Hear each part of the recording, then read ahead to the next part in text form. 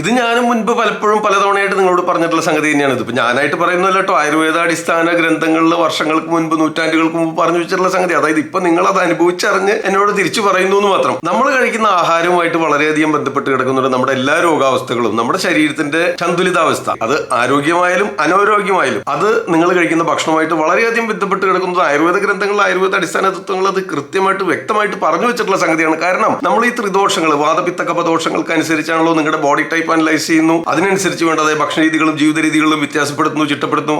അത് തീർച്ചയായിട്ടും നിങ്ങളുടെ ആരോഗ്യത്തിൽ റിഫ്ലക്ട് ചെയ്യുന്നുണ്ടല്ലോ. ഓക്കെ, അത് തന്നെയാണ് നിങ്ങൾ ഈ പറയുന്നത്. ഡോക്ടർ പറഞ്ഞിരുന്ന കൺസൾട്ടേഷൻ സമയത്ത് പറഞ്ഞിരുന്ന ഭക്ഷണങ്ങളെല്ലാം ഞാൻ പൂർണ്ണമായിട്ട് ഒഴിവാക്കി, അപ്പൊ അതുകൊണ്ട് എനിക്ക് വളരെ മാറ്റം വരുന്നുണ്ടെന്ന് നിങ്ങൾ പറയുന്നു, ഓരോ രോഗികളും പറയുന്നു. കാരണം ഇതൊരു പുതിയ കണ്ടുപിടുത്തമൊന്നുമല്ല. ഓക്കെ, ആയുർവേദത്തെ സംബന്ധിച്ച് പുരാതന ആയുർവേദ ഗ്രന്ഥങ്ങൾ പറഞ്ഞു വെച്ചിട്ടുള്ള സംഗതി തന്നെയാണ്. ഓക്കെ, അപ്പൊ അത് നിങ്ങൾ കൃത്യമായിട്ട്, ഇവിടെ ഒരു തെറ്റിദ്ധാരണ ഉള്ളത് എന്താണെന്ന് വെച്ച് കഴിഞ്ഞാൽ, നിങ്ങൾ ധരിക്കുന്നത് ഈ ആയുർവേദ മരുന്നുകൾ നിശ്ചയിക്കുമ്പോൾ അതിനായിട്ട് ഇന്ന ഭക്ഷണങ്ങൾ ഒഴിവാക്കണമെന്ന് മാത്രമാണ് മലയാളം മനസ്സിലാകുന്ന മലയാളികളെല്ലാം പൊതുവെ മനസ്സിലാക്കി തെറ്റായിട്ട് ധരിച്ചു വെച്ചിട്ടുള്ള സംഗതി. ഓക്കെ, അത് തിരുത്താനാണ് എന്റെ എളിയ ശ്രമം. ഓക്കെ, അപ്പൊ അതായത് നിങ്ങളുടെ ബോഡി ടൈപ്പ് അനലൈസ് ചെയ്യാണ് ചെയ്യുന്നത്. നിങ്ങൾ വരുന്ന സമയത്ത് കൺസൾട്ടേഷന് വരുമ്പോൾ ഒരുപാട് രോഗങ്ങൾ നിങ്ങളെ മനസ്സിൽ, നിങ്ങൾ തലമുടി മുതൽ പാദം വരെ നിങ്ങൾ അനുഭവിക്കുന്ന രോഗാവസ്ഥകളെല്ലാം മനസ്സിൽ കുറിച്ച് വെച്ചിട്ടുണ്ടാവും, അല്ലെങ്കിൽ പേപ്പറിൽ നോട്ട് ചെയ്ത് കൊണ്ടുവന്നിട്ടുണ്ടാവും. ഇനി അതല്ലെങ്കിൽ നിങ്ങൾ മറ്റ് ചികിത്സാ സമ്പ്രദായത്തിൽ ചെയ്തിട്ടുള്ള ടെസ്റ്റുകളെ പറ്റി നിങ്ങൾ നോട്ട് ചെയ്ത് വെച്ചിട്ടുണ്ടാവും. അതല്ലെങ്കിൽ റിപ്പോർട്ട്സ് കൊണ്ടുവരും, അവിടെ നിന്നുള്ള ഡോക്ടേഴ്സ് ഒക്കെ പറഞ്ഞു വെച്ചിട്ടുള്ള സംഗതികളെല്ലാം പറഞ്ഞ് ധരിപ്പിക്കാനായിട്ട് വന്നിട്ടുണ്ട്. പക്ഷെ നിങ്ങൾ അപ്സെറ്റ് ആവുന്നത് ഇതൊന്നും കേൾക്കാനല്ല എനിക്ക് താല്പര്യം, ഞാൻ ചോദിക്കുന്ന ചോദ്യങ്ങൾക്ക് കൃത്യമായിട്ട് മറുപടി പറയുന്നുണ്ടോ എന്നാണ്. ഞാൻ പലപ്പോഴും ആവർത്തിച്ച് പറയാറുണ്ട്. കാരണം ഈ മറുപടികളിലൂടെയാണ് നിങ്ങളുടെ ശരീരത്തിലെ വാത പിത്ത കഫ ദോഷങ്ങളുടെ ഏറ്റക്കുറച്ചിലുകൾ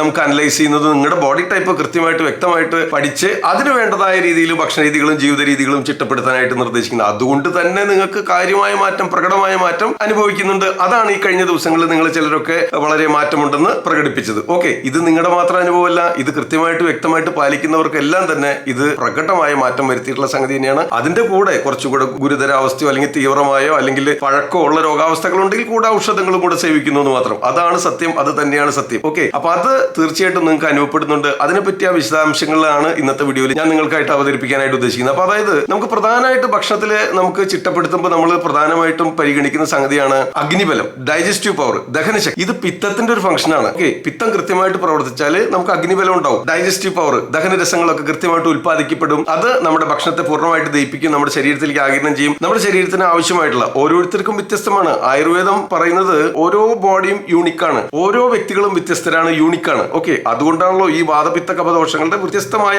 അനുപാതത്തിലാണ് നിങ്ങളുടെ ശരീരം നിർമ്മിക്കപ്പെട്ടിട്ടുള്ളത്. അതുകൊണ്ട് തന്നെയാണ് നമ്മൾ ഓരോരുത്തരും ചിന്താഗതികളിലായാലും രൂപഭാവങ്ങളിലായാലും പ്രവൃത്തികളിലായാലും ചിന്തകളിലായാലും എല്ലാം തന്നെ വ്യത്യാസപ്പെട്ടിരിക്കുന്നതും അതുകൊണ്ട് തന്നെയാണ്. അപ്പൊ അതിനനുസരിച്ച് നിങ്ങളുടെ ഭക്ഷണ രീതികളും വ്യത്യസ്തമായിരിക്കും. ഓക്കെ, ഭക്ഷണ രീതികളും ജീവിത രീതികളും നിങ്ങളെ ബാധിക്കുന്ന രോഗാവസ്ഥകളും നിങ്ങളുടെ പാരമ്പര്യ ഘടകങ്ങൾ, കാലാവസ്ഥ, ഭക്ഷണം, ചിന്താഗതി, മാനസികാവസ്ഥ എല്ലാം ഇതിനെ ബാധിക്കുന്നുണ്ട്. അതാണ് അടുത്തായിട്ട് പറയാനുള്ളത്. ഓക്കെ, അപ്പൊ അതുകൊണ്ട് പൊതുവായ ഒരു കൺസെപ്റ്റ്, നിങ്ങളുടെ ഭക്ഷണത്തിൽ അടങ്ങിയിട്ടുള്ള നാരുകൾ, ആന്റി ഓക്സിഡൻസ്, വൈറ്റമിൻസ് മാത്രം പരിഗണിച്ചുകൊണ്ട് നമുക്ക് ഒരു ആയുർവേദ രീതിയിലുള്ള കാഴ്ചപ്പാട് ശരിയാവില്ല. ഓക്കെ, ആയുർവേദത്തിലെ ഈ രീതിയിലൊക്കെയാണ് ഇത് പറഞ്ഞു വെച്ചിട്ടുള്ളത്. അപ്പൊ അതുകൊണ്ടാണ് ആവർത്തിച്ച് പലപ്പോഴും നിങ്ങളോട് പറഞ്ഞു തന്നിട്ടുള്ളത്. അത് തന്നെയാണ് നിങ്ങൾ ഇത്തവണ അനുഭവിച്ചറിഞ്ഞ ചിലരൊക്കെയാണ് നമ്മളോട് അത് തുറന്നു പറയാനായിട്ട് തയ്യാറായത്. ഓക്കെ, ഇത്തരം അനുഭവങ്ങൾ നിങ്ങൾക്ക് ഉണ്ടെങ്കിൽ നിങ്ങൾ താഴെ കമന്റ് ബോക്സിൽ രേഖപ്പെടുത്തുക, എല്ലാവരും ഒന്ന് അറിയട്ടെ. ഓക്കെ, അപ്പൊ നമുക്ക് ഈ വാതപിത്ത കഫദോഷങ്ങൾക്ക് അനുസരിച്ച് നിങ്ങളുടെ ഭക്ഷണ രീതി ചിട്ടപ്പെടുത്തുമ്പോൾ നിങ്ങൾക്ക് ഉണ്ടായിട്ടുള്ള രോഗാവസ്ഥകൾ കുറഞ്ഞു വരും, അത് ക്രമേണ ഇല്ലാതാകുന്നു. ഓക്കെ, ഇതാണ് ഇവിടെ സംഭവിക്കുന്നത്. ഓക്കെ, അത് തന്നെയാണ് ആയുർവേദ ചികിത്സ. നമുക്ക് ആയുർവേദ ചികിത്സയുടെ അടിസ്ഥാന തത്വം എന്ന് പറഞ്ഞു കഴിഞ്ഞാൽ നമ്മുടെ കാരണം ഇല്ലാതാക്കുക, കാരണത്തെ ഇല്ലാതാക്കലാണ് ചികിത്സ. ഓക്കെ,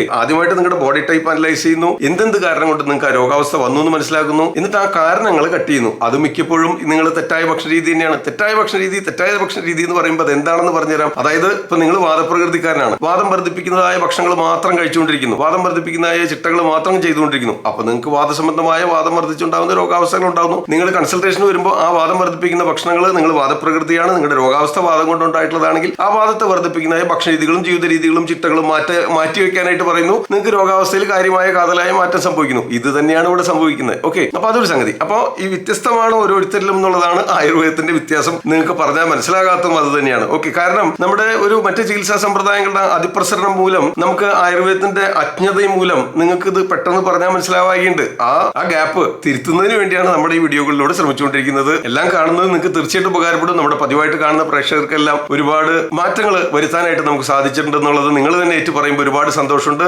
നിങ്ങളുടെ അഭിപ്രായങ്ങൾ, നിർദ്ദേശങ്ങൾ കമന്റ് ബോക്സിൽ രേഖപ്പെടുത്താൻ എല്ലാവർക്കും ഷെയർ ചെയ്ത് കൊടുക്കാനും കൂടെ ആവശ്യപ്പെടും. ഓക്കെ, അപ്പൊ അതായത് നമുക്ക് ഈ അഗ്നിബലം, ഡൈജസ്റ്റീവ് പവർ, ദഹനരസങ്ങളുടെ ഉൽപാദനം അത് കൃത്യമായിട്ട് നടക്കേണ്ടത് വളരെ പ്രാധാന്യമുള്ള ഒരു സംഗതിയാണ്. ഈ പിത്തദോഷത്തിന്റെ ഫംഗ്ഷൻ ആണിത്. ഓക്കെ, അപ്പൊ അത് പിത്തപ്രകൃതിക്കാരന് പിത്തം വളരെ കൂടുതലായിരിക്കും, അദ്ദേഹത്തിന് എന്ത് കഴിച്ചാലും ദഹിക്കുന്ന ഒരു സ്വഭാവം ഉണ്ടാവും. പക്ഷെ കഫപ്രകൃതിക്കാരന് സാധാരണക്കാരന് അഗ്നിമാന്ദ്യം ഉണ്ടാകാൻ സാധ്യതയുണ്ട്. അദ്ദേഹം തെറ്റായ ഭക്ഷണരീതി ശീലിച്ചു കഴിഞ്ഞാൽ പെട്ടെന്ന് രോഗാവസ്ഥകൾ ബാധിക്കാനായിട്ട് സാധ്യതയുണ്ട്. കഫം വർദ്ധിച്ചുണ്ടാകുന്ന രോഗാവസ്ഥകൾ ഉണ്ടാകാൻ സാധ്യതയുണ്ട്. ഓക്കെ, അപ്പൊ അതുകൊണ്ട് അഗ്നിനാശം ഉണ്ടാക്കുന്ന ഡൈജഷൻ കുറയ്ക്കുന്ന തരം ആഹാരങ്ങൾ പൊതുവെ ഒഴിവാക്കേണ്ടതാണ്. ഓക്കെ, അപ്പൊ അതെന്തൊക്കെയാണെന്ന് വെച്ച് കഴിഞ്ഞാൽ നമുക്ക് വിരുദ്ധാഹാരങ്ങൾ, തെറ്റായ കോമ്പിനേഷനുകൾ, അതായത് ഇപ്പോൾ നെയ്യും തേനും തുല്യ അളവിൽ ഒരേ അളവിൽ എടുക്കുന്നത് പാടില്ല, അത് വിരുദ്ധാഹാരമാണ്. തേനിന്റെ ഇരട്ടിയായിട്ട് നെയ്യ് എടുക്കണം. അതുപോലെ പഴകിയ ഭക്ഷണങ്ങൾ കഴിക്കുന്നത്, അതുപോലെ പാലും മീനും കൂടെ ഒരുമിച്ച് കഴിക്കുന്നത്, ഇതുപോലെ ഒരുപാട് വിരുദ്ധാഹാരങ്ങൾ ആചാര്യന്മാർ പറഞ്ഞു വെച്ചിട്ടുണ്ട്. ആ വിരുദ്ധാഹാരങ്ങൾ കഴിക്കുന്നത് നിങ്ങൾക്ക് രോഗാവസ്ഥയിലേക്ക് നയിക്കും. ഓക്കെ, അതുപോലെ അമിതമായിട്ടുള്ള അധ്യശനം, അതാണ് ഇന്നത്തെ പ്രധാന രോഗകാരണം. അമിതമായിട്ട് നിങ്ങളുടെ ദഹനശക്തിക്ക് താങ്ങാവുന്നതിലും അപ്പുറം ഭക്ഷണം കഴിക്കുക, കൂടെ കഴിക്കുക, പലപ്പോഴായിട്ട് കഴിക്കുക, നിങ്ങളുടെ ദോഷസ്ഥിതിക്ക്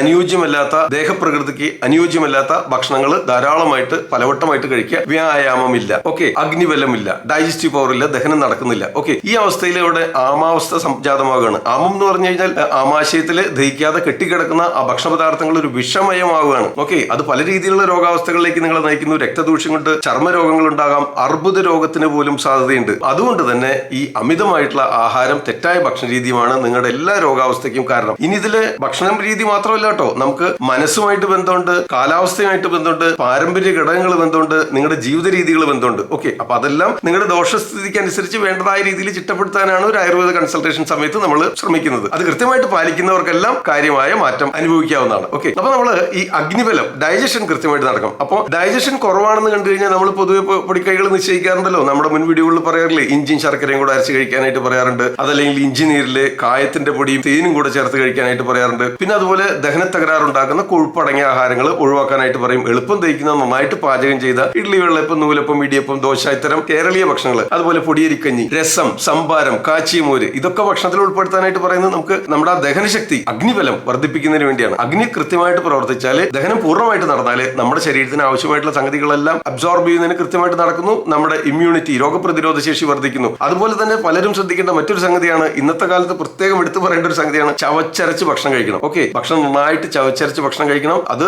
ആ ഉമിനീരുമായിട്ട് കലർന്നതിന് ശേഷം മാത്രമേ അത് ആമാശയത്തിലേക്ക് പ്രവേശിക്കാവൂ. അതിനുള്ള സമയം കൊടുക്കണം. പിന്നെ അതുപോലെ ഒരു റിലാക്സ്ഡ് ആയിട്ടുള്ള, കാം ആയിട്ടുള്ള, റിലാക്സ്ഡ് ആയിട്ടുള്ള ഒരു പീസ്ഫുൾ മൈൻഡോട് കൂടി ഇരുന്ന് ഭക്ഷണം കഴിക്കണം. ഒരുപാട് ഹറിബറി ആയിട്ടും സ്ട്രെസ്സും ടെൻഷനും വാട്സാപ്പും TV ന്യൂസും എല്ലാം കൂടെ അതിന്റെ കൂടെ ഇച്ചിരി ഭക്ഷണം കഴിക്കുന്ന ശീലം ഒഴിവാക്കണം. ഭക്ഷണത്തിലേക്ക് മാത്രം ഫോക്കസ് ചെയ്യണം. വളരെ സമാധാനത്തോടും ശാന്തതയോടും കൂടെ ഇരുന്ന് ഭക്ഷണം കഴിക്കാനായിട്ട് ശ്രദ്ധിക്കണം. അതുപോലെ അതിനു മുമ്പായിട്ട് പ്രാർത്ഥനകളോ അറ്റ്ലീസ്റ്റ് നമുക്ക് നമ്മുടെ ശരീരത്തിലേക്ക്, മനസ്സിലേക്ക് മാത്രം ഫോക്കസ് ചെയ്തുകൊണ്ട് ഒന്ന് ശ്വാസഗതി നിയന്ത്രിക്കുന്നതിനായിട്ട് 1, 2, 3 പ്രാവശ്യം ദീർഘശ്വാസം എടുത്ത് വിട്ട് ഒന്ന് റിലാക്സ് ചെയ്തതിന് ശേഷം ഭക്ഷണം കഴിക്കുന്നത് പോലും തീർച്ചയായിട്ടും ഉപകാരപ്രദമാവും. അത്തരം സംഗതികൾ തീർച്ചയായിട്ടും നിങ്ങളുടെ ദഹനത്തിൽ റിഫ്ലക്ട് ചെയ്യുന്നുണ്ട്. ഓക്കെ, അതുകൊണ്ടാണ് പറയുന്നത്. അപ്പൊ നിങ്ങൾ കഴിക്കേണ്ട ഭക്ഷണം ഏതൊക്കെയാണെന്ന് അറിയാം. നിങ്ങളുടെ ദോഷപ്രകൃതിക്ക് അനുസരിച്ചുള്ള ഒരു ഭക്ഷണം നിർദ്ദേശിക്കാനായിട്ട് നിങ്ങളുടെ ആയുർവേദ ഡോക്ടർക്ക് തീർച്ചയായിട്ടും സാധിക്കും. ഇനി നമുക്ക് ആധുനിക വൈദ്യശാസ്ത്രം എടുത്താലും അമിതമായിട്ടുള്ള ഭോജനം കൊണ്ടുണ്ടാകുന്ന രോഗാവസ്ഥകളെ പറ്റി കൃത്യമായിട്ട് പറഞ്ഞിട്ടുണ്ട്. അതായത് പ്രമേഹം, അതിസ്ഥൗല്യം, അമിത ശരീരഭാരം, ഒബേസിറ്റി, അതുപോലെ കാർഡിയാക് ബ്ലോക്കേജുകൾ, ബ്ലഡ് പ്രഷർ, അതുപോലെ കൊളസ്ട്രോൾ, ഓക്കെ, അതുപോലെ ഫാറ്റി ലിവർ, പ്രമേഹം, നിയന്ത്രിക്കാനാവാത്ത രീതിയിലുള്ള പ്രമേഹം, ഇതൊക്കെ അമിത ഭോജനം കൊണ്ടുണ്ടാകുന്ന രോഗാവസ്ഥയാണ്. അതുപോലെ തന്നെ സന്ധികളിൽ ഉണ്ടാകുന്ന വേദന, കലശലായിട്ടുള്ള വേദന,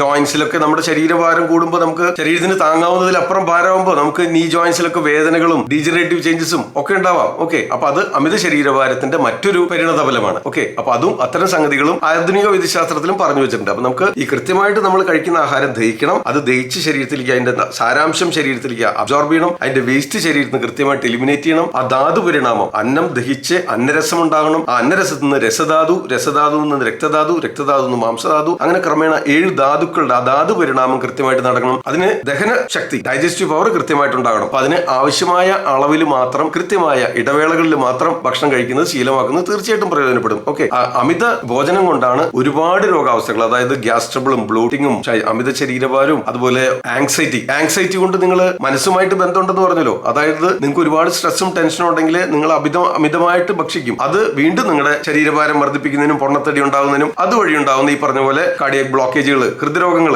ഓക്കെ, ഹാർട്ട് അറ്റാക്ക് പോലത്തെ രോഗാവസ്ഥ പോലും വരാം. ഹൈ കൊളസ്ട്രോൾ, BP, ഡയബറ്റീസ്, അതുപോലെ ഫാറ്റി ലിവർ, ജോയിന്റ് പെയിൻ, ഇതൊക്കെ സംഭവിക്കാറുണ്ട്. ഓക്കെ, ഇതൊക്കെ ആധുനിക വൈദ്യശാസ്ത്രത്തിലും പറഞ്ഞു വെച്ചിട്ടുള്ള സംഗതിയാണ്. അപ്പൊ അതുകൊണ്ട് ഒരു ആയുർവേദ കാഴ്ചപ്പാടനുസരിച്ച് നിങ്ങളുടെ ദേഹപ്രകൃതിയും ദോഷപ്രകൃതിയും നിങ്ങളുടെ പാരമ്പര്യ ഘടകങ്ങളും ജീവിത സാഹചര്യങ്ങളും ജോലി സാഹചര്യങ്ങളൊക്കെ മനസ്സിലാക്കി അതിന് വേണ്ടതായ കൃത്യമായിട്ടുള്ള ഒരു ഭക്ഷണ രീതി ചിട്ടപ്പെടുത്തി അത് മാത്രം ഫോളോ ചെയ്യുക, അത് മാത്രം കഴിക്കുക, അത് നിർബന്ധമായിട്ടും കഴിച്ചിരിക്കുക. അങ്ങനെ ശീലിക്കുകയാണെങ്കിൽ ഭക്ഷണം തന്നെ ഔഷധമായിട്ട് പ്രവർത്തിക്കും. അത് നിങ്ങളുടെ രോഗാവസ്ഥകൾ ഇല്ലാതാക്കുന്നതിന്, രോഗപ്രതിരോധ ശേഷി വർദ്ധിക്കുന്നതിന് തീർച്ചയായിട്ടും സഹായകരമാവുന്നുള്ള കാര്യത്തിൽ യാതൊരു തർക്കമില്ല, സംശയമില്ല. ഞാൻ ഡോക്ടർ സി.